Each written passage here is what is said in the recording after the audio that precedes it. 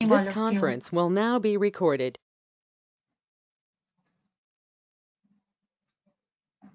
Okay.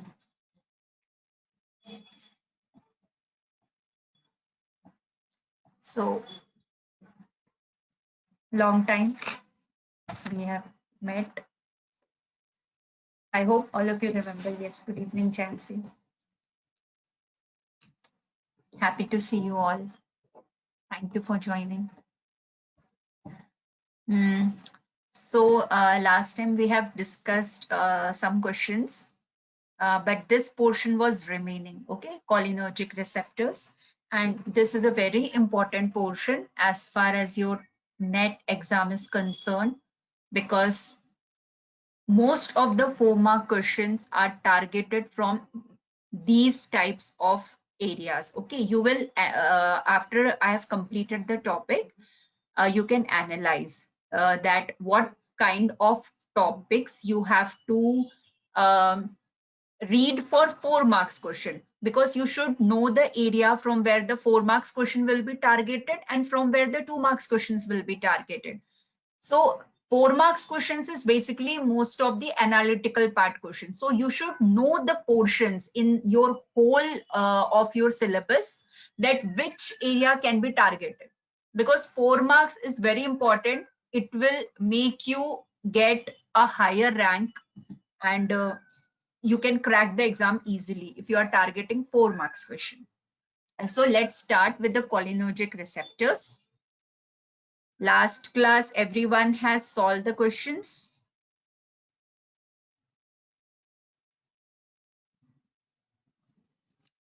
Now see, we have started with this unit 2, and in that unit, it is divided into these many subunits. So we have completed this A unit full, membrane structure and function, full we have completed, and today's topic is somewhat part of this electrical properties of membrane, a smaller part. Okay, so with this, the A unit is fully done.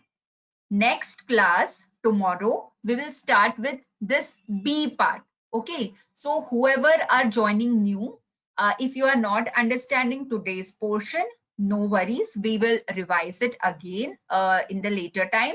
So you can start with a fresh topic from tomorrow. It will be having no previous overlapping. So it is a new topic, so you will not have any problems. Fine. So, okay, as the name suggests, cholinergic receptors. If I divide this word cholinergic, it is it can be the first word you can say it is choline. Okay, choline. Now, why it is called as cholinergic receptor is that it is binding to a neurotransmitter which is called as a acetylcholine. See here the choline, and that is why it is called as a cholinergic receptor. Okay, so why it is called as cholinergic receptor? Because it is binding to this neurotransmitter. Now you will see 2-3 words here which you have to mark. First word is ligand. Second word is agonist. And third word is antagonist, which is not present in this slide, but you will see it in the later slides. The third word is antagonist. Now, what is the difference between a ligand and an agonist? Can you tell me? A ligand and a agonist, what is the difference? There are many differences, but only one difference, a key difference.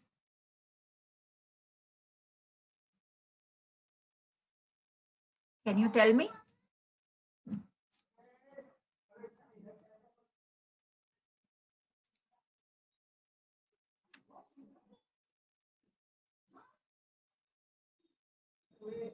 No? Okay. A ligand agonist acts against. Okay. Okay. Okay.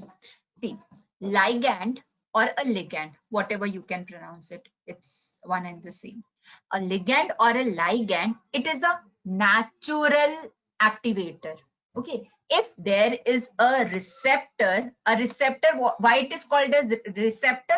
Because it receives the signal. Okay, it receives. That is why it is called as a receptor. So acetylcholine is a natural activator. If acetylcholine binds with this, naturally its function will start in our body. So that is why it is called a ligand. Now, agonist is also the same. Okay, it activates the receptor. But the difference is agonists are artificial ones. Okay, ligands are natural ones, which are naturally present in our body, and agonists are artificial one. And why agonists are used? Agonists are used basically in the experimental purposes. Suppose if you are doing some experiments in the lab, and if you don't have this acetylcholine, okay, mostly this acetylcholine, it's a neurotransmitter which is present in your brain central nervous system. But suppose if you are not having the access to this acetylcholine, there are certain other chemicals present in the system, in the nature, okay, which can be used as a what you can say, as a substitute. Okay, but these are not naturally present. See, if I am telling you that this cholinergic receptors, they can be activated with this nicotine. Have you heard nicotine in our body? Nicotine is not a natural substance. Okay, but nicotine and acetylcholine, they have a structural similarity. Now, this word is very important, that how the agonists are designed, because this is an experimental question. Okay, this acetylcholine and this nicotine have some structural similarity, and that is why this receptor can recognize this nicotine, because these receptors, they don't have brain. What they will recognize? Only the structural similarity, that if suppose the pocket shape is this and the ligand is fitting like this. Okay, so this type of structure can be present in many of the chemicals. So only this structural similarity matters to this receptor. If it is having a good fit, the receptor will start its function. So the same thing is happening with this agonist called as nicotine. Okay, and on the basis of this, the agonist, this cholinergic receptor, it is divided into two main types. The first one is called as a nicotine receptor, and the second is called as a muscarinic receptor. The first is nicotine receptor, the second is muscarine receptor.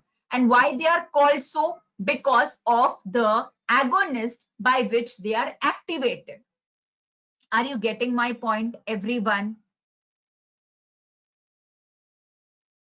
Everyone comment. Are you getting? I have not told yet what is antagonist is. Only ligand and agonist I have mentioned.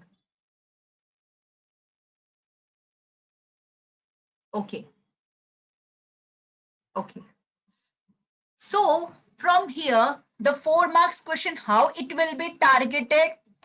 On the basis of structural similarity. The first question, on the basis of structural similarity, the questions can be made.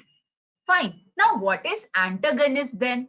Antagonist means agonist and ligand, they both activate the receptor. That means a tick. They will correctly bind and they will start the signaling of your receptor function.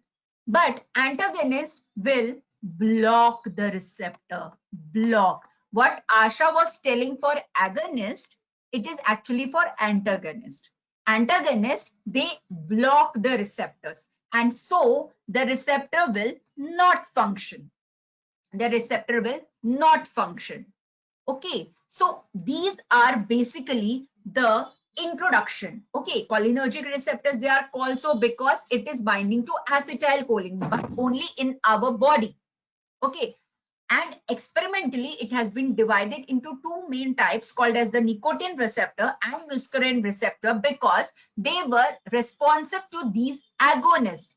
Now, the difference you should know: what is a ligand and what is an agonist. And the third difference is that nicotine receptors are inotropic receptors. You all know what is inotropic receptor. As the name suggests, they will open a ion channel. Okay, we will see what are those channels.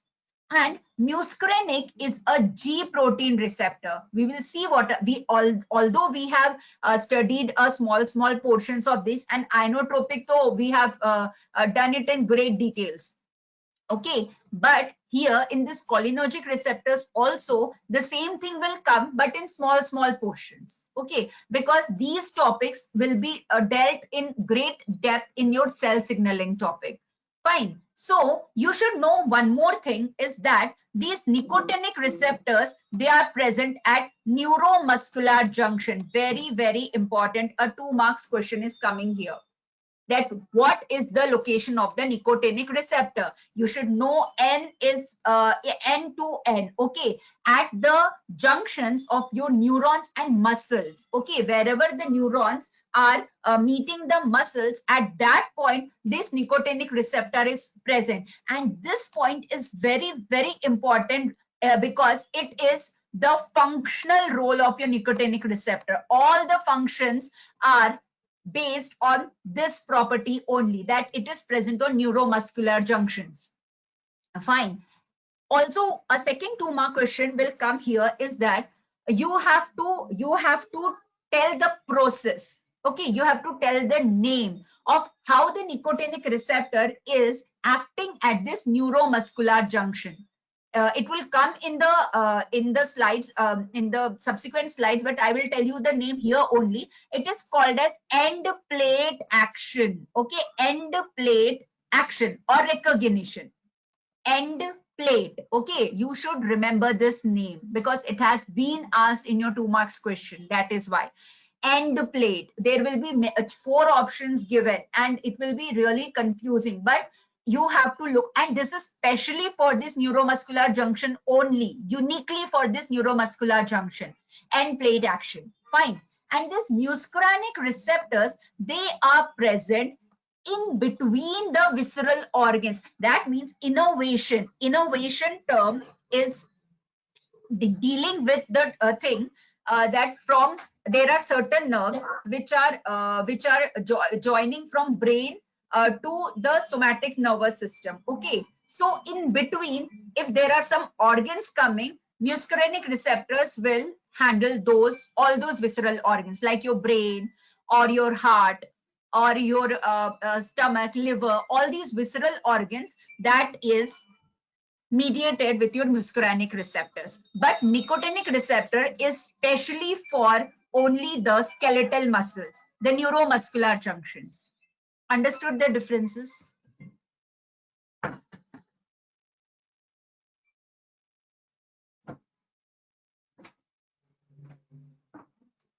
Right? So write the 2 marks question and what is the answer for that. So when we are dealing the questions, now you will see that how the questions are asked.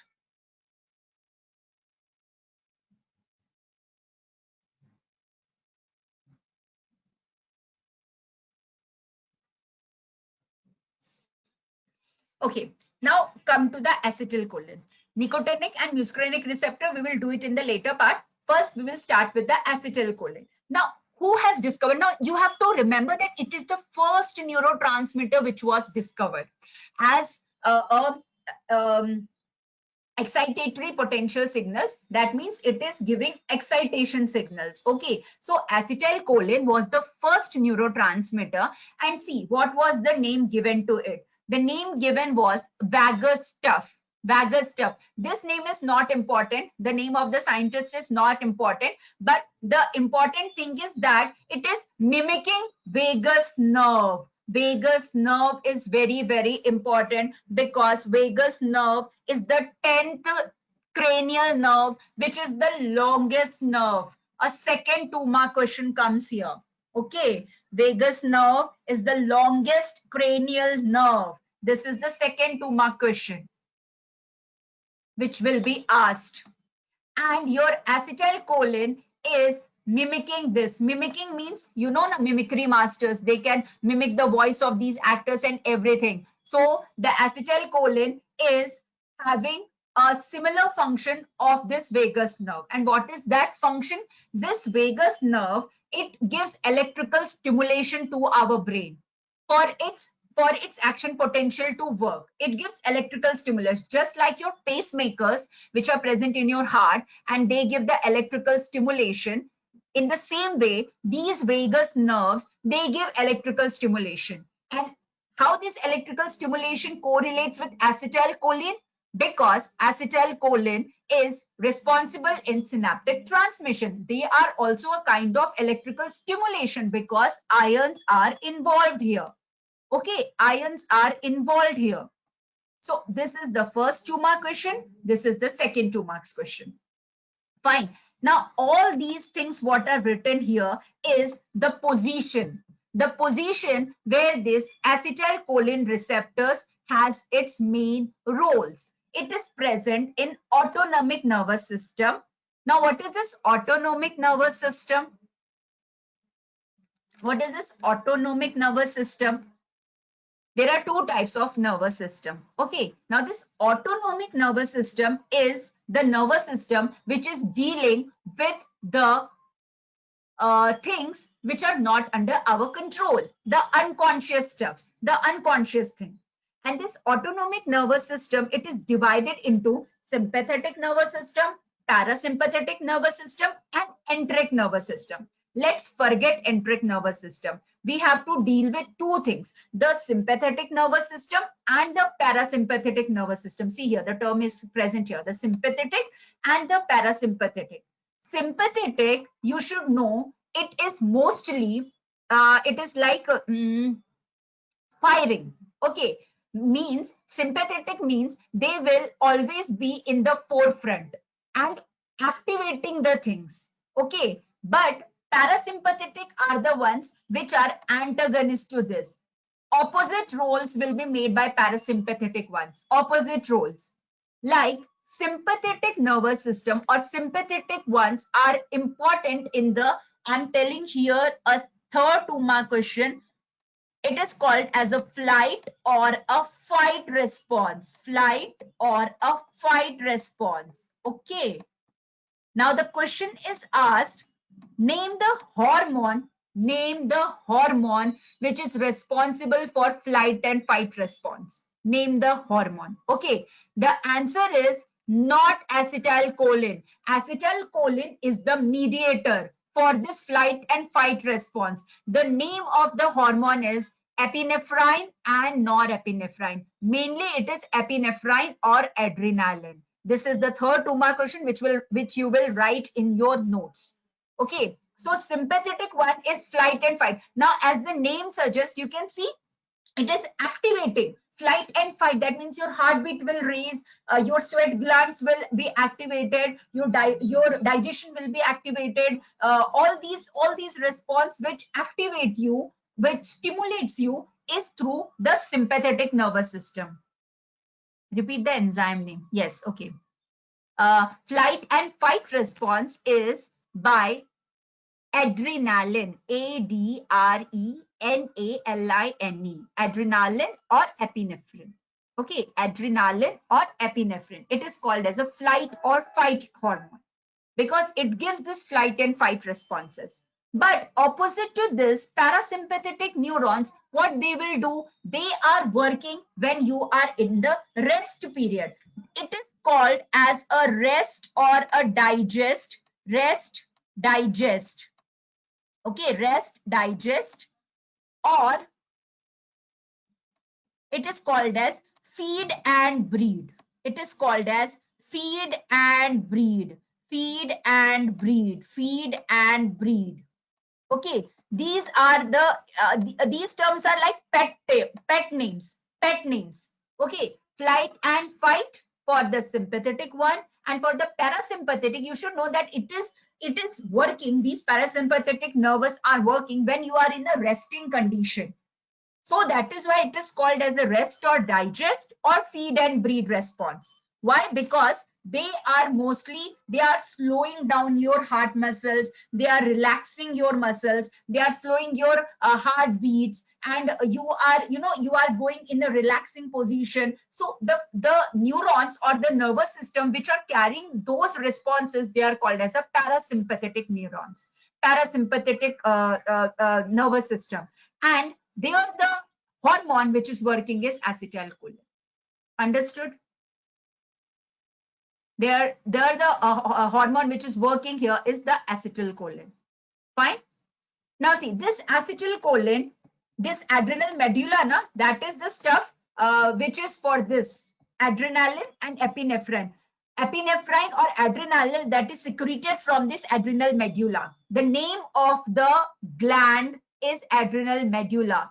Name the gland by which epinephrine is secreted, that is adrenal medulla. Adrenal medulla. When you are having goosebumps, okay, when you are having goosebumps, what is the first response? What is the first response of your goosebumps?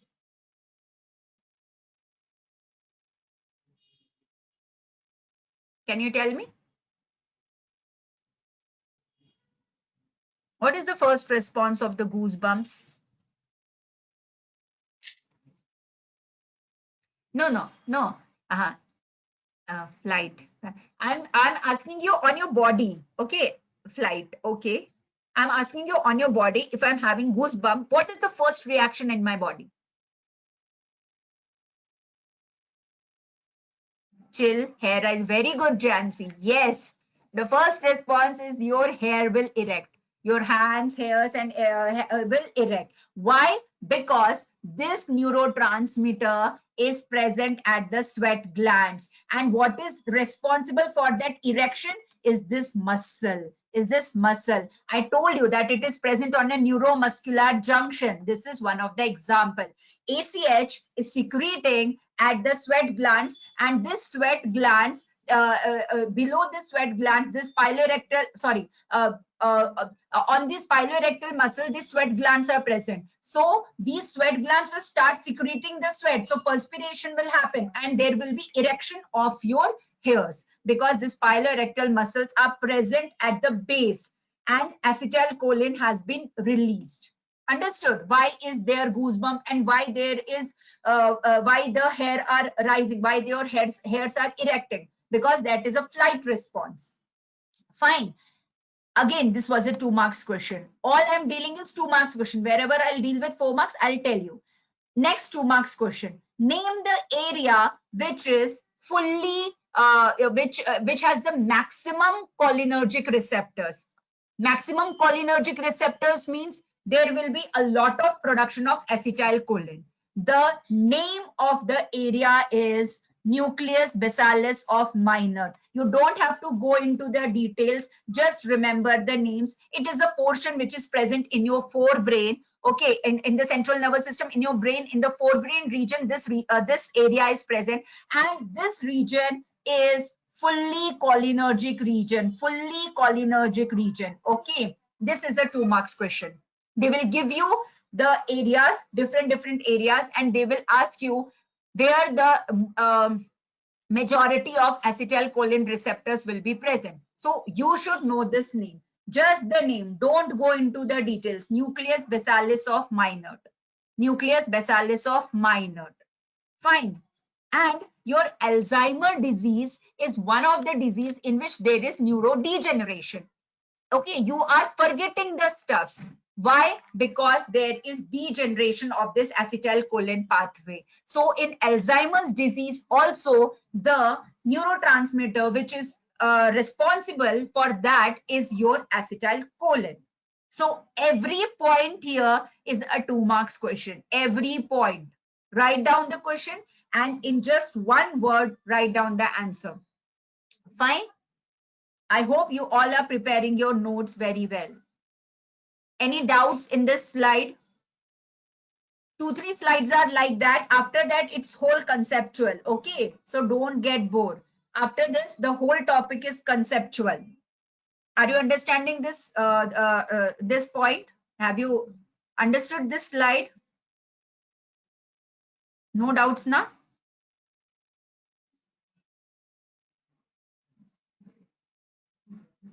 Okay, okay, fine, fine.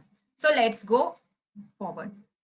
Now, all these 2-3 slides are like I am introducing you to the this topic. So when the concept will start, I don't have to tell you that what is sympathetic, what is parasympathetic, what is piloerector or neuromuscular. I don't have to explain you there. I will just fastly I'll go through the concept, and so it will be embedded in your mind. But before that, you should know what are these key terms. Fine. Now see, sympathetic, this is the ganglion. What is a ganglion? Ganglion is nothing but an area, okay, where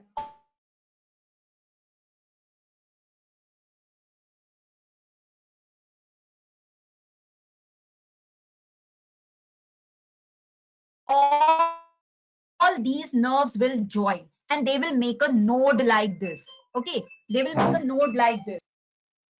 And you can see this preganglion, here it is secreting acetylcholine, but at the end where the muscles are present, what is the hormone which is secreted? This is norepinephrine or epinephrine. Okay, this is called as your flight or fight response, or noradrenaline, epinephrine. These are the hormones. The next is your sweat glands. Here acetylcholine is secreted. Now from this slide you should know the name of the neurotransmitters, in which function, in which position the neurotransmitters are secreted. For the sympathetic one, if it is in the preganglion means before, postganglion means after. Okay, see here, adrenal medulla. I was just telling you what is this adrenal medulla. Adrenal medulla is the organ from where the hormones are secreted, but on whose command?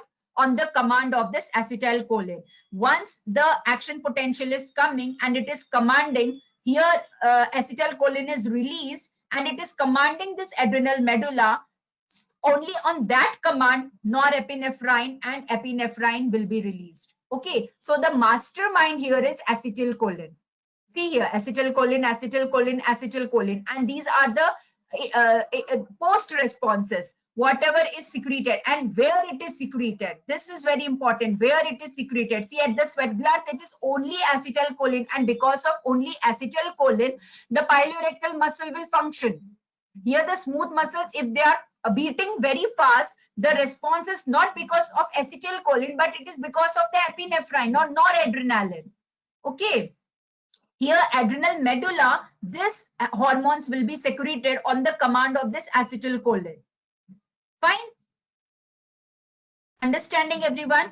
And see, this is a parasympathetic one. Now here in the parasympathetic, if you see the difference between this and this, here it was norepinephrine, but here it is acetylcholine. So they are in opposite function. They are in opposite function. This will increase the heart rate. This will decrease the heart rate, because the function is different for sympathetic and parasympathetic one. They sympathetic and parasympathetic work in opposite direction because they have to maintain the homeostasis of your body. What is homeostasis? A controlled condition. If only sympathetic is working, what will happen? Your body will not be in a resting position. It will always be active. So parasympathetic nervous system has to be there, and that is mediated only by acetylcholine. So that will rest your body and that will give time for the preparedness for the next event. Fine. And at the motor neuron, what will function? Without any confusion, motor neurons means it is only acetylcholine, because at skeletal muscle, this acetylcholine is a neuromuscular. Mainly its function is in neuromuscular. Okay, so at skeletal muscles, only acetylcholine will secrete. So this slide is showing at which position, which kind of neurotransmitter is secreted and what is its role on the consequent organ. Understood, everyone? Whatever we have discussed in the previous slide, this is with the help of a diagram. Everyone getting, or it's confusing?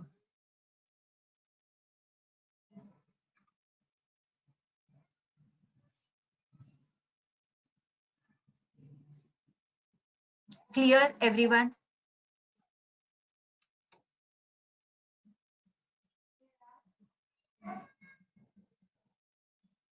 Okay,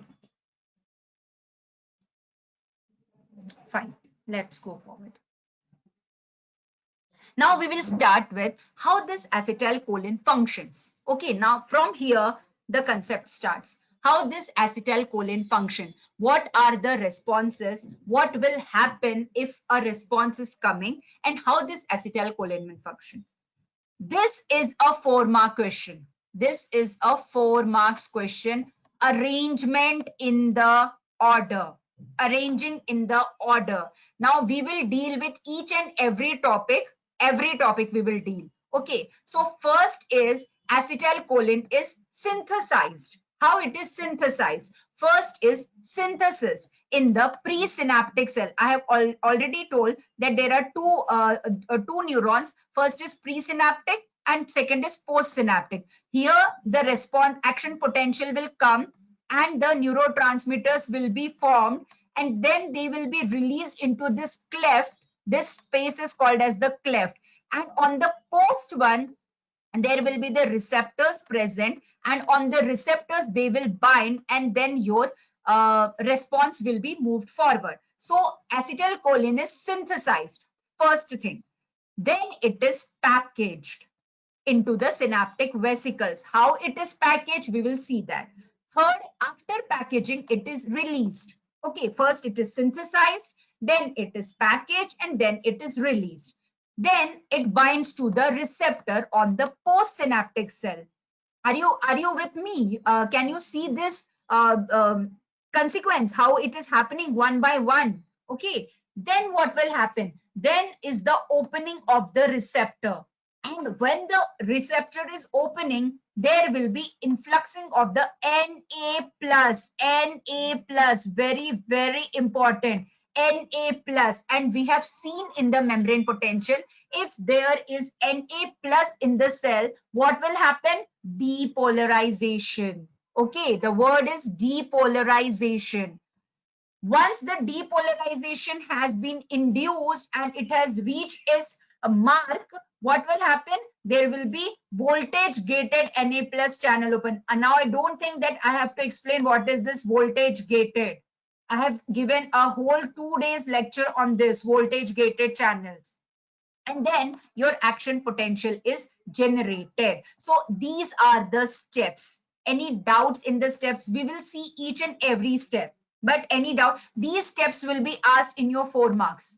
They will give you the scenario and they will tell you that arrange the sequence in order for a cholinergic synapse. If you know the sequence, very easily you will get 4 marks.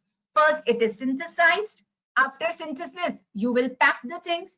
After the packing, you will take the things where you have where it has to be taken, there it will be released.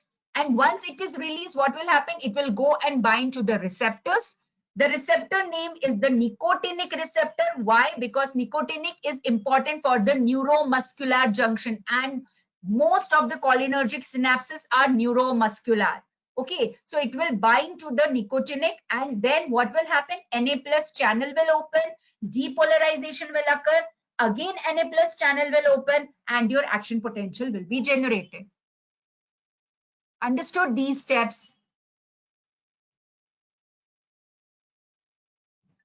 I think the newer people will have a little bit difficulty, but the older ones, they should not have any doubts.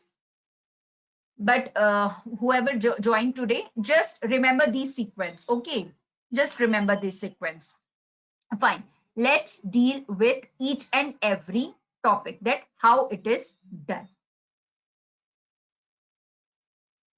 This is the diagram, but for at present I'll skip this diagram because for every process I have shown a smaller diagram. So there we will see how it is functioning. So first is your how the acetylcholine is synthesized. Here only and only one word you have to remember is the name of the enzyme, choline acetyl transferase, CAT, choline acetyl transferase. Okay, this enzyme, if you understood, synthesis is done. How acetylcholine is synthesized? As the name suggests, you have acetyl and choline. So it is a single step reaction. And what are its starting point? Acetyl-CoA and choline. Okay, the starting points are choline and acetyl-CoA. If these two things are present, your acetylcholine will be synthesized. But you need an enzyme for that. The enzyme name is CAT. What is the full form of CAT? Choline acetyl transferase. Now, what is the meaning of this? See, choline acetyl transferase means it is transferring this acetyl group from the CoA. Okay, from the CoA, it is transferring the acetyl group. So, and choline and acetyl are binding and they are making acetylcholine. Fine. Understood what is the synthesis? We don't have to read the chemistry and everything. You should know the name of the enzyme. It is a 2 marks question. The name of the enzyme. The second 2 marks question is where this choline acetyl transferase is present. The important thing, it is present in the terminals. It is present in the axon terminals. You have seen the diagram, it was like this. So in the terminals, this CAT is present. That is at the axon terminals. If this is your neuron, at the end, this CAT is present. So suppose a 4 marks question, if it is asked here, okay, this is the analysis portion I'm telling you.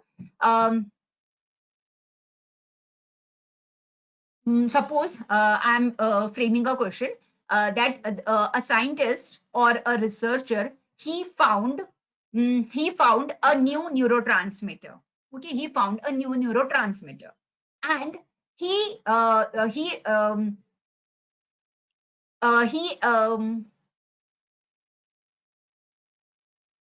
to find out the chemical nature of that neurotransmitter, he has treated it with choline acetyl transferase.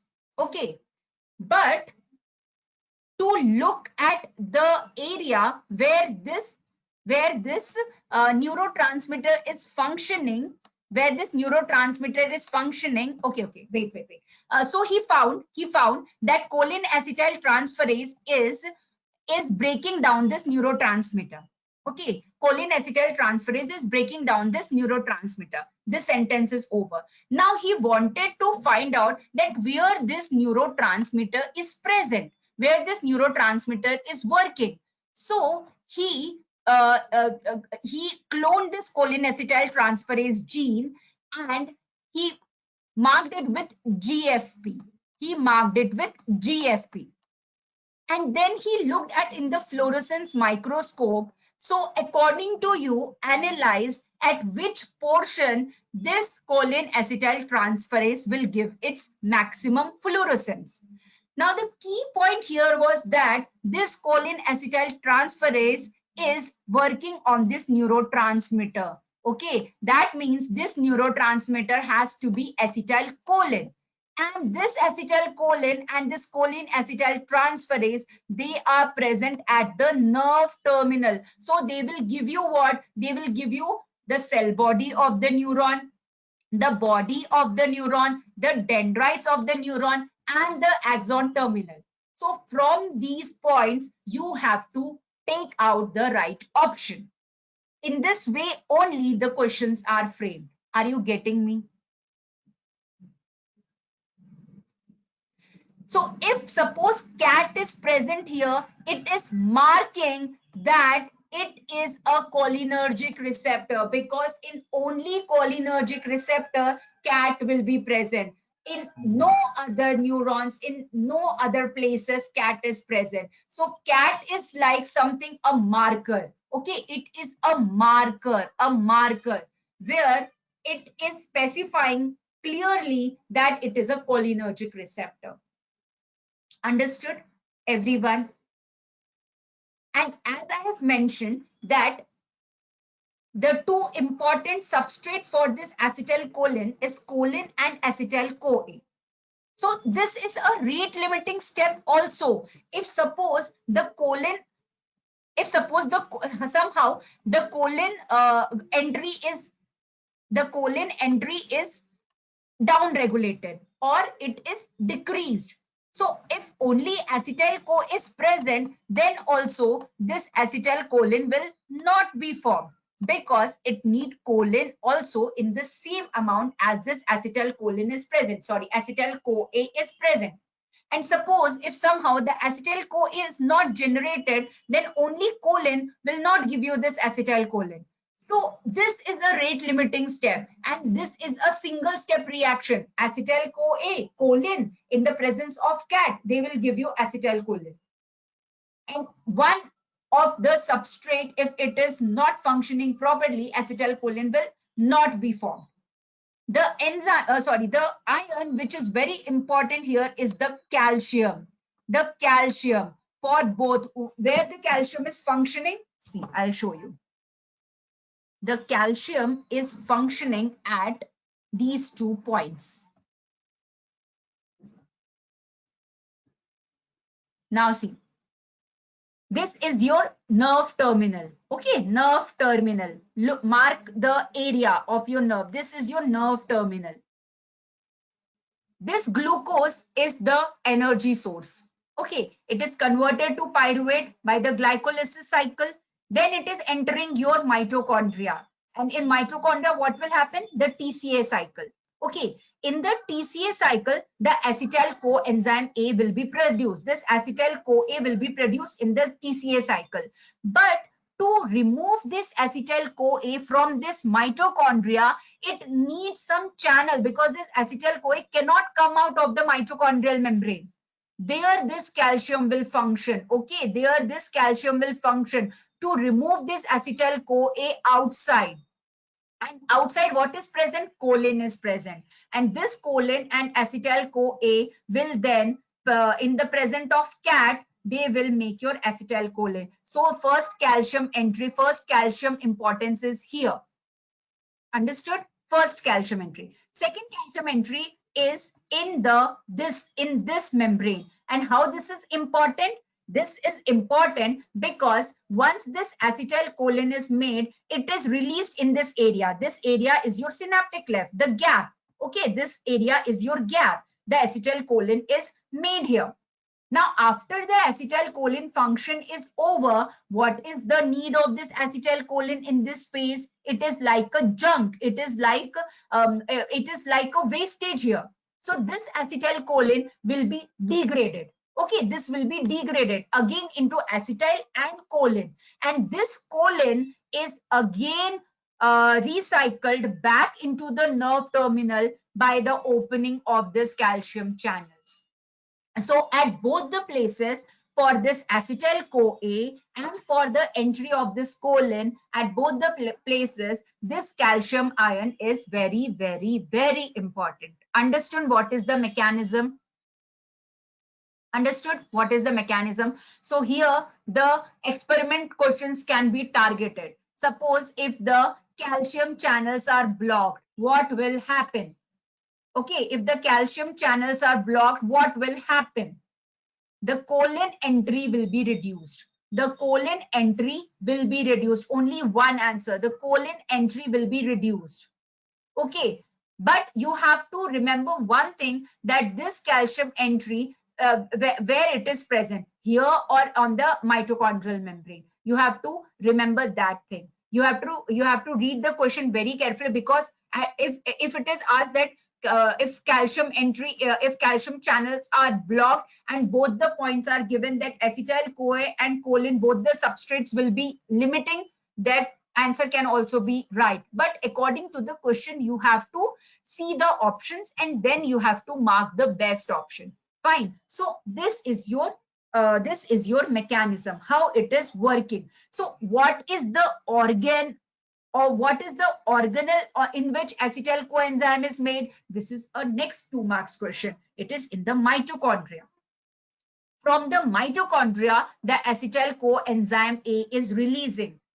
And in the colon, this colon is present outside. Okay, it is present outside the cytoplasm, outside the mitochondria, and there they will be in the presence of this cat, they will make this acetylcholine. Fine. So this was the first step. Now, how this acetylcholine is now the acetylcholine is synthesized. Now you need space to store this acetylcholine, because acetylcholine will only function when the action potential is coming. So till that time, you cannot keep it free. Okay, very less acetylcholine are in the free state. And what are those acetylcholine? Which have been degraded or which are on the verge of degradation. Okay, majority which are active acetylcholine, they are always stored in the synaptic vesicle. So what is the area where they are stored? They are stored in these vesicles. So suppose if the question is asked, what is the best place to analyze acetylcholine? What is that place? Obviously it is nerve terminal, but in the nerve terminal also the area is these vesicles. So experimentally we have to target these vesicles to see the amount of acetylcholine. Understood? See here, a very small amount is present in the cytosol. Okay, but that is not that very important. So it can start an action potential. No, action potential will be generated only and only with the acetylcholine which is present in these vesicles. Now, how these vesicles will release this acetylcholine? The question is that. Now here I am introducing one more enzyme name that is called as choline acetyl transferase gene. Now this choline acetyl transferase gene, what it will do, it will help in the transfer of this acetylcholine. Okay, from these vesicles, it will help in the transfer of this acetylcholine.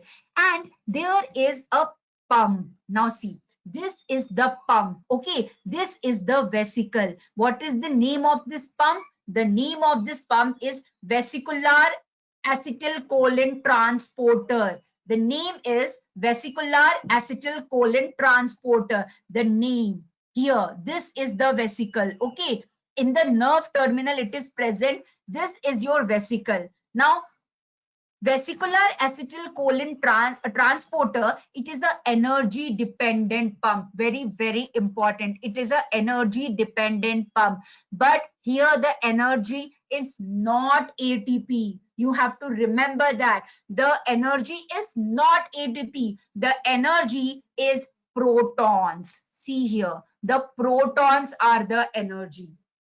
The protons are the energy. Obviously you will see here that here ATP is transferring to ADP, but that function is different. Okay, that function is different. If I want that there should be release of ACH outside, only H plus pump will function. Okay, these H plus, what they will do, they will acidify these vesicle. What is H plus actually? It is a measure of pH. Okay, and if there are many number of H plus, they will give you a more acidic value. Okay, so suppose if there is many H plus inside this vesicle, what will be the nature of this vesicle? Acidic. Okay, the nature of this vesicle will be acidic, but acidic vesicles are not very stable. So to stabilize this, to stable this vesicle, what it will do, it will break this ATP into ADP, and it will open a pump where H plus will be moving out and acetylcholine will come in. See here, the mitochondria is present here, and through the mitochondria, acetyl-CoA is coming. Cat is present, choline is present, acetylcholine was now prepared. Now this acetylcholine, it needs a space to go. The space is here. But how it will go? This H plus has to come out. Okay, this H plus has to come out and this acetylcholine will go in. So this acetylcholine will go in with the help of this gene, choline acetyltransferase gene, which will make a channel here called as choline acetyltransferase channel. And this H plus will come out and this acetylcholine will go inside. And this is called as your vesicular transport. This is called as vesicular acetate transport. Understood? How these vesicles are functioning.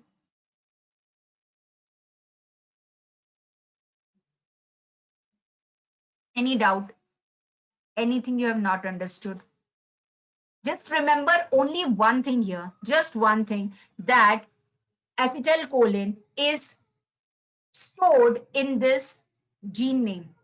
Yes, acetylcholine, choline acetyltransferase gene. Choline acetyltransferase gene. Okay.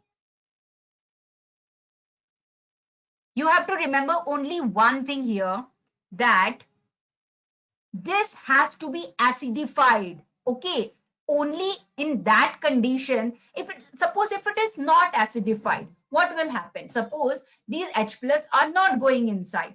These H plus is going through this vesicular ACH transporter. Okay, this H plus is going through vesicular H plus transporter inside. Okay, now if suppose this transporter has some mutation and H plus is not going inside, what will be the consequence? Can you tell me? If suppose H plus is not going inside, what will be the consequence? A 4-mark analysis question. Tell me, what will be the consequence?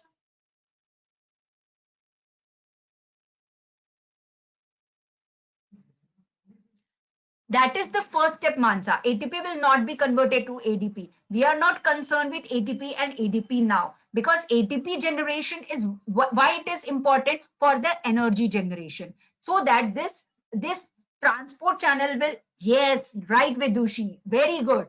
Acetylcholine will not enter. Acetylcholine will not have any space for the storage. If this H plus is coming out now, only this acetylcholine will go in. And when this H plus will come out, when the acidity of this vesicle is full, in only that case, the what is that electrochemical gradient will change and the H plus will move out. And in that step, it is a kind of anti-Porter system. Remember, we have studied symport, co-transport and antiport system. It is a kind of antiport system. Antiport, what does it mean? One is going out and other is coming in. So this is a kind of antiport system. H plus is going out and ACH is coming inside, and then it is stored in these vesicles. Got my point? If you don't remember the name of the gene and everything, no worries. But you should know the phenomena, the mechanism, how it is working. H plus, it is a proton pump. Okay, this H plus, it is called as a proton pump. Proton pump. Proton pump is functioning here. Proton pumping. That means proton is pumping out, and in that way of pumping, ACH is coming inside. Acetylcholine is coming inside. So two things are over. First, we have synthesized, and second, we have stored. Now, third is how it is released. How it is released. Only one word you have to remember. The release is through exocytosis. Exocytosis. Exocytosis. Very important term. Okay, exo means outside. And what does cytosis means?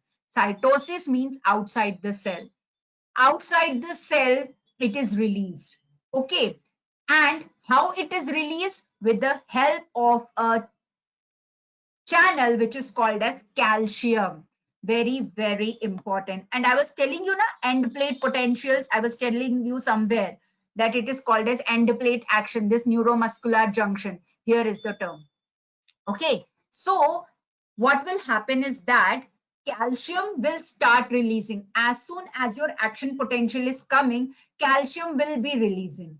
And as soon as the calcium is released, these vesicles, they will get a signal that, okay, now I have to fuse with the plasma membrane. So these vesicles will come and fuse with the plasma membranes, and in that vesicle, what is present? Acetylcholine is present. So acetylcholine will come into the synaptic cleft. So the process by which this is happening, it is called as exocytosis. Okay, it is called as exocytosis. Fine. And after, I was telling you now, ki after its work is over, it has to be degraded. What is the name of the enzyme which degrades acetylcholine? The name is acetylcholine esterase. Very, very important. A 2 marks question. Acetylcholine esterase. CAT is for synthesis. CAT, choline acetyl transferase, is for synthesis. And ACE is for acetylcholine esterase, is for breakage. You have to remember this term. Both the enzymes are very, very important. They are doing opposite functions, so you should not be confused. You should not be confused, because in the rate limiting step, when I was telling you that acetyl-CoA is coming from the mitochondria and choline is coming from outside. So from why the choline is coming? Because this enzyme is active and it is breaking acetylcholine into choline and acetyl-CoA, and this choline is coming inside and then it is merging with your acetyl-CoA and it is making your acetylcholine. So what is that enzyme called? Acetylcholine esterase. Acetylcholine esterase. Understood?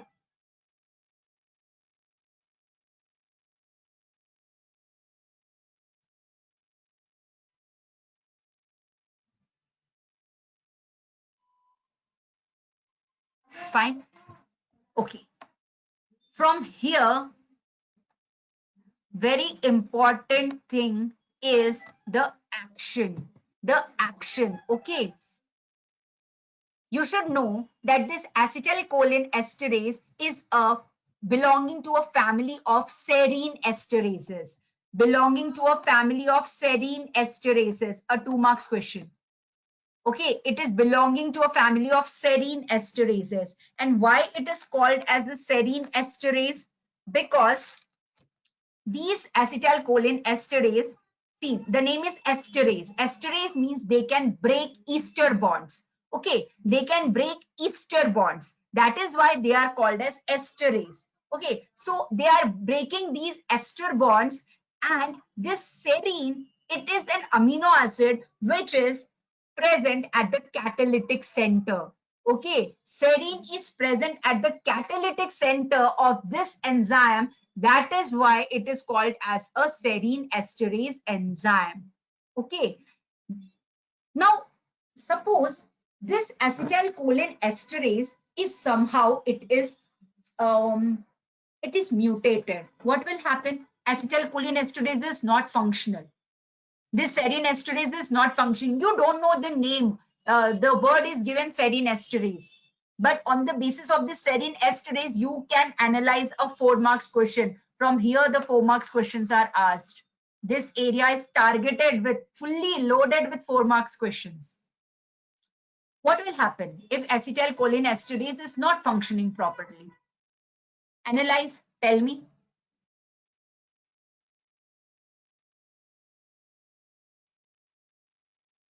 Yes, right. You got the point. Acetylcholine will not be degraded. If acetylcholine is not degraded, acetylcholine will be present in that area. And what will be the consequence of that? The consequence can be a paralytic situation. The same thing happens with this insecticides like malathion, parathion, sarin, DIPF. What these things are doing, they are inhibiting the activity of these acetylcholine esterase.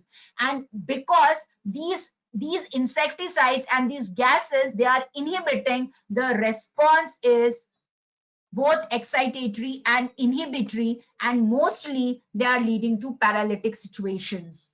Okay, so here the 4 marks question are asked on the basis of the drugs, on the basis of these poisons. what will happen, on which receptor they will function, or what will be the consequence of using these types of insecticide, which is the enzyme which can be targeted with these insecticides. Like this, the questions will be asked.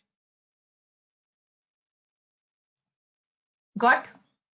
We will see it with the diagram. I'll show you. See here.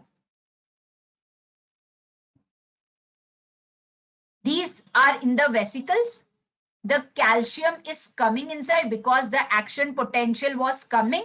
As the action potential are coming, there is a change in the membrane potential and the calcium channels are opening. The calcium is coming inside. As soon as the calcium is coming inside, these vesicles, they are fusing with this membrane and the acetylcholine is released outside. This process is called as exocytosis. Now here are two types of toxins which are given. Very carefully listen. Okay, one is the botulinum toxin. One is botulinum toxin. Now what this now botulinum toxin, in front of it a negative sign is written. That means it blocks the acetylcholine esterase. Okay, and that is why this botulinum toxin, it is secreted with a microorganism is responsible. The name is Clostridium botulism. Have you heard? It is responsible for the food poisoning. A 2-mark question is asked here. A 2 marks question. The responsible organ for food poisoning, Clostridium botulism, and the name of the toxin is botulinum. Okay, the name of the toxin is botulinum. And what is the function of this botulinum toxin? What it will do?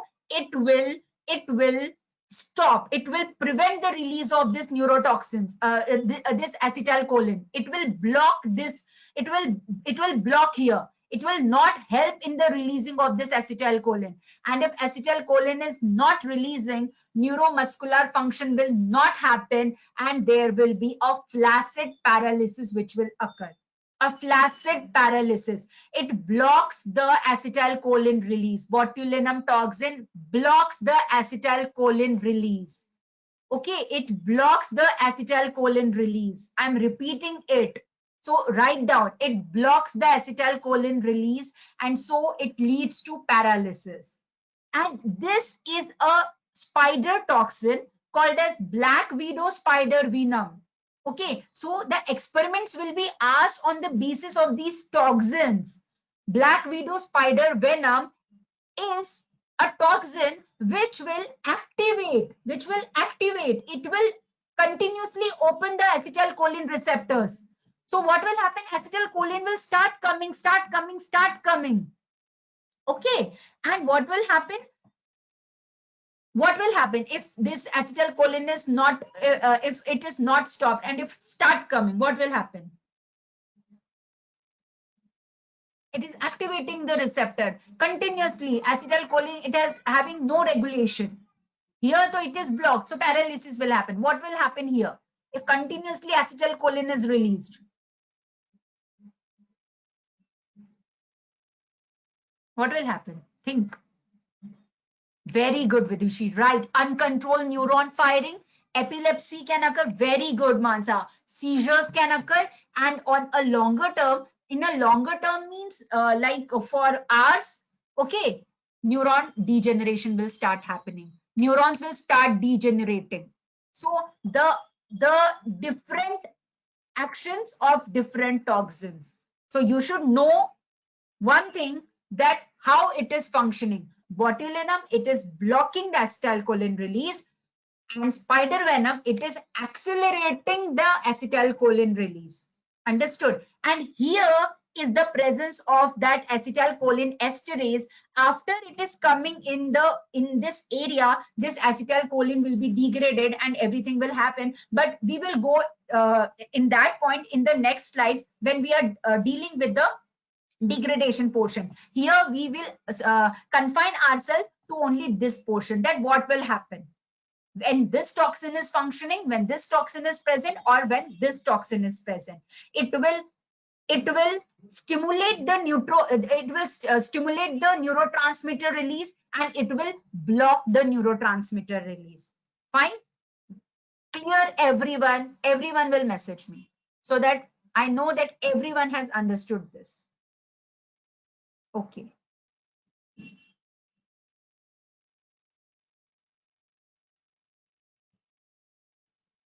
Okay, fine. So 4 points we have done. Synthesis, how it is stored, how it is released. No, sorry, 3 points we have done. So let's get on to the next point. What was the next point? The next point is it will come into the synaptic cleft and it will bind to the receptor. Now here, there are two kinds of receptor it can bind. The first one is your nicotinic receptor and the second one is your muscarinic receptor. Both have different kind of mechanism. So we have to study both kind of mechanisms, and as we have studied that it has both excitatory and inhibitory, so here is the functioning, that how it is acting on that way. Fine. So why it is called as nicotinic receptor? Because here the agonist which was used was nicotine. Okay, I'm using the word agonist and not ligand, and now you should know that why I'm using the word agonist. Fine. So this is the nicotinic receptor. There are two types of nicotinic receptor, N1 and N2. Now, whatever is written in this slide is only for your knowledge. Nothing is important here. Just you know that what is the location of this N1 and N2. That's it. Nothing is important here. We have to study that what is the configuration of this receptor and how it functions. This is important. So when you see this receptor, it is made up of 5 subunits, 5 polypeptides. Okay, it is a pentameric structure. Very, very important. It is a pentameric structure. 5 polypeptide subunits are present. And what are the names of that polypeptides? They are 2 alpha units, beta, delta, and gamma. 5 subunits name: 2 alpha, beta, delta, and gamma. This alpha subunit is the binding site of the acetylcholine. Very, very important. 2 marks question. On the alpha subunit, this acetylcholine will come and bind. Okay, so definitely if this is the site for the binding of the receptor, for the binding of this neurotransmitter, it will bind to the antagonist also. And what are the name of the antagonist? They are the cobra toxin and the bungarotoxin. Okay, these are the name of the toxins which are acting on these nicotinic receptors. This is the cobra toxin. Okay, cobra toxin. And you know these cobra toxins, why they are very dangerous? Because they are acting on your neurons, they are acting on your firings. And where is it is functioning? It is functioning on this nicotinic receptor. And when it is functioning on the nicotinic receptors, what will happen? The communication between the neurons and the muscles will lapse. And what will happen? There will be a paralytic condition and the brain will start becoming dead. Okay, so that is why the cobra toxins is so poisonous, because it is directly binding these alpha subunits where the acetylcholine has to bind. Okay, you should know this. These cobra toxins are binding on the subunits where the acetylcholine has to bind. And since these cobra toxins are binding, acetylcholine will not bind. And if acetylcholine is not binding, neuron and muscles will not have any communication, and there will be a complete paralytic situations occur. And if complete paralytic is happening, your heartbeats will go down, everything will go down, and normally this will lead to the death. Fine. So, and you should know that this is a ion channel. In the first slide, I have told you that nicotinic receptor is an ion channel and muscarinic receptor is a GPCR protein. Okay, it is a G protein coupled receptor. So here, nicotinic receptor is why it is called as the ion channel, because it helps in the opening of these two ions coming and going out. It regulates these two ions, Na plus and K plus, Na plus and K plus, Na plus and K plus. Now one question: what is the name of the transporter which regulates Na plus and K plus? Tell me fast. What is the name of the transporter?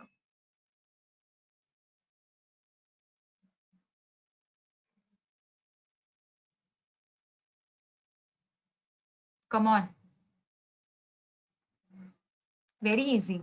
Very good. It is sodium potassium pump. Right. It is sodium potassium pump. Now tell me, what is the ratio of the sodium and potassium and what comes in and what goes out?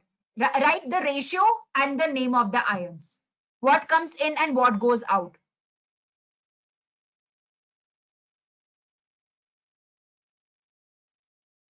If you are revising, it is very easy. And you have to revise. Yes, yes, right, right, right, right, right, right, right. Yes, very good, very good. All of you are revising, very good, right. But here in nicotinic receptor, when it is happening, the opposite is happening. The opposite is happening. Na plus is coming in and K plus is going out. Okay, Na plus is coming in and K plus is going out. Now tell me, on the basis of the action potential stuff, if Na plus is coming, what will happen to the resting membrane potential? Your resting membrane potential is minus 70 MV. So what will happen if lots of plus are coming in? What will happen? I have written also. Yes, right. Depolarization will happen. Very easy. Depolarization has to happen. If Na plus is coming in, depolarization will occur.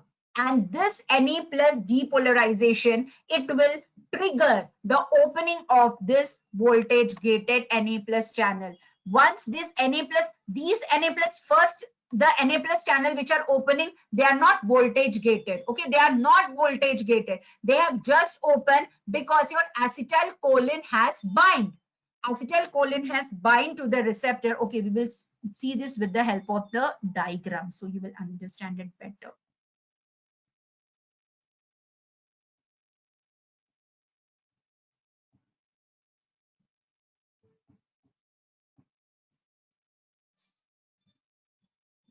See here, it is a pentameric structure.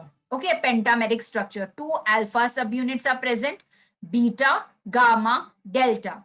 Okay, and your acetylcholine, see, this is alpha subunit, this is alpha subunit. Your acetylcholine is released and it is binding to the alpha subunits. Okay, binding to the alpha subunits. And as soon as there is binding, what will happen? There is a conformational change in this receptor.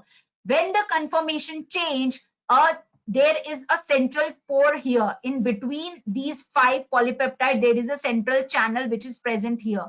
From this central channel, the Na plus will start coming inside the cell. Will start coming inside the cell. Okay, Na plus will start streaming inside the cell. Also see here that this receptor, okay, this receptor is belonging to a family of cis loop. Okay, cis loop family, a 2 marks question which can be asked here, that nicotinic receptor belongs to which family? It is belonging to cis loop family. Why it is called as a cis loop? Because there are 2 cysteine residues. Can you see here? 2C. There are 2 cysteine residues, and in between these 2 cysteine residues, there are some 10 or 15 amino acids which are present, which are conserved. They will be present uniformly in every organism because they are conserved. Okay, because they are conserved. And these 2 cysteine will make a disulfide bond. Can you see here a bond? So they will make a disulfide bond here. And when they are making a bond, a loop is created. That is why this family is called as a cis loop, because in every nicotine receptor, this cis loop will be present. Again, a analysis question. Suppose you have find a receptor, a new receptor, and you have found that there is a conserved family of 2 cysteine. What is your analysis, or what you conclude that to which family it may belong? So you should know that it belongs to nicotinic receptor family. Okay, it is a nicotinic receptor family member if the cysteine loop is present. Also, you can see here there are 5 channels. Okay, 5 channels are present here.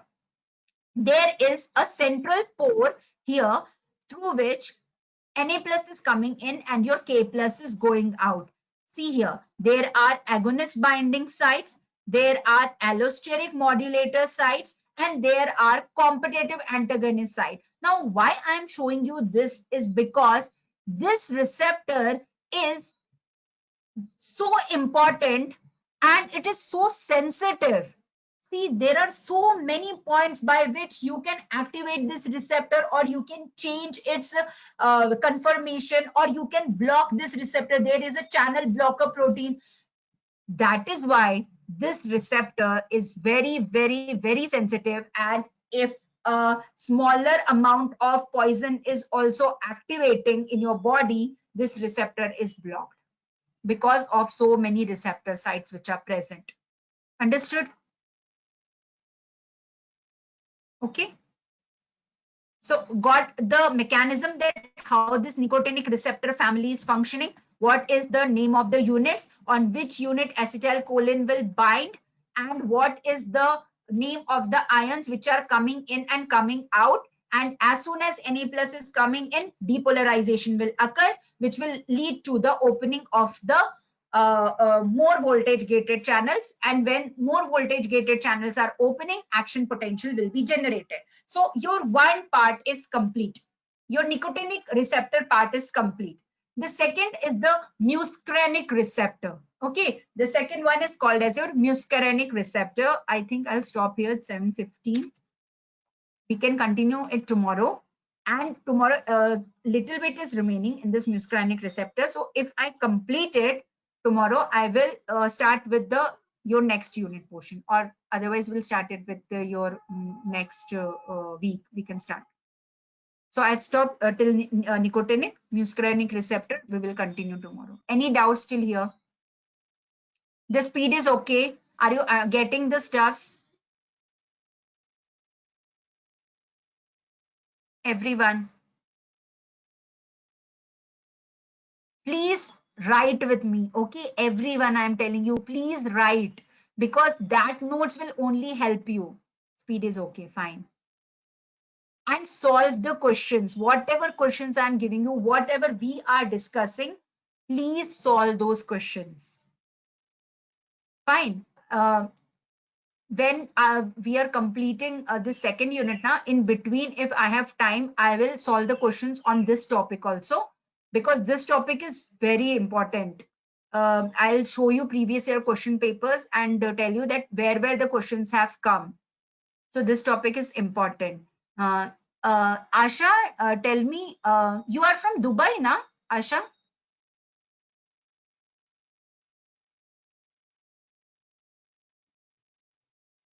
Okay, so are you eligible to give Indian exams? I mean, this CSIR and ISC and everything. Means what is your planning? I just want to know that. Okay, you are an Indian. So for future studies, are you planning to come to India?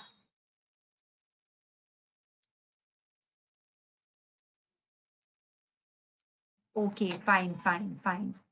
Okay. Okay. So how do you get the lecture? Means was the lecture fine? You understood the steps? Obviously, we have dealt a great amount of topics, so it might be a little confusing for you for today's topic, but for some portions, fine. So would you continue? Because I'm asking specifically to you because I know that you are not from India. That is why I was concerned. That is why. Deepshika. Okay, Deepshika was there. I did not see. For you. I told you that is why in the beginning only I told that a little bit it will be confusing, because this depolarization and this opening of channels and everything we have done all like 2-3 weeks we have done this topic, right? The rest who have attended the lectures. So for the newcomers, what we will do now, we will keep separate time also when we will discuss these topics, because we have completed this unit. So no problem if you are joining now also, and only one unit has been completed, one subtopic of one unit. So the next subtopic is very fresh and it will not be having any overlapping with these topics. So from that you will be getting the stuffs very, very easily and very clear, you will understand. But these things now we will repeat it for you. Okay, but not now. Once, because we are going in the flow now. So once we have completed, once we have done the topics, we will do. Even I will need revision of those topics. Yes, yes, Mansa, I know. I know. Okay, in fact, the students with whom we have completed the topics also, we will, at least I will make sure that we complete the topics in April. Okay, in April we complete the topic, because your exam will be in June. So in May we will revise the topics, and whatever questions we are solving and whatever questions I will get, so it will be like one whole month now we will solve questions only, and doubt clearing sessions and these revisions, whatever is the important things which I think that it is important for you for exams, we will do those things. And for you, whole these topics I'll repeat for all the new ones. Fine. But one thing I need from your side is your dedication. Okay, because I'm also dedicating my time, I'm also dedicating my everything. And you will see I'm not taking it from only one source, I am reading multiple sources and I'm making these notes. And how many PDFs you will have, how many PowerPoint you will read at the end of the point. So it is important, it is important that you make notes. It is very, very important that you make notes. Okay, definitely with the lecture it may be difficult for you, because we are going a little bit fast, and of writing all those things is difficult, I know. But after the lecture you can make some notes, and with the lectures, at least whatever is the important points we are discussing, make notes for that. Small points. And everyone, I am requesting, please buy Pathfinder. Okay, it's like 500 or 600 book, 600 costing, 2 books are there. So it will be a like a revision for you. That book, those books are very good, very good, very good. Okay, and it will be like a revision for you all. In 1 month, I have completed that book in 6 months. Okay, 6-7 months when I was doing my preparation. But for you all, you will complete that book in 15 to 20 days, because we are teaching you like that. At least I am doing that. Okay. So everyone, I'm requesting, please buy those books, and whatever points we are discussing, write those points, small points, the questions or some important extra points or some explanations which you are not getting, or some mechanism. Just make a flow diagram of that mechanism. So just you see that mechanism, and over for 2-3 pages, whatever is given, in just half page, if you are making that mechanism in a flow diagram, the work is done. This is a smart way of reading. Okay, and wherever I can make mnemonics, or wherever I can give you short hints, I'm giving you that also. So but please revise, everyone. We have a great expectations from you all, and many of you are very good students, very dedicated. So we want that you excel. Fine, everyone. So tomorrow we will meet. Thank you all. Okay, thank you, ma'am. So it was really very informative session. So students, if you understood today's topic, today's stuffs, please comment yes in the comment box. Just let us know. Okay, thank you. Thank you everyone. Thank you for your supports. And let me tell you that we are also organized one small stuff that will provide you a 10 questions, MCQ questions in our group. So it is initiated by Bidusi. It's our dedicated student. So it's a humble request to you all that please please solve these questions and submit the questions and send the question to Vidushi. Thank you, everyone. Thank you, and tomorrow we'll meet. And please join 10 minutes before, dear. Please. Now you can leave the meeting. Thank you.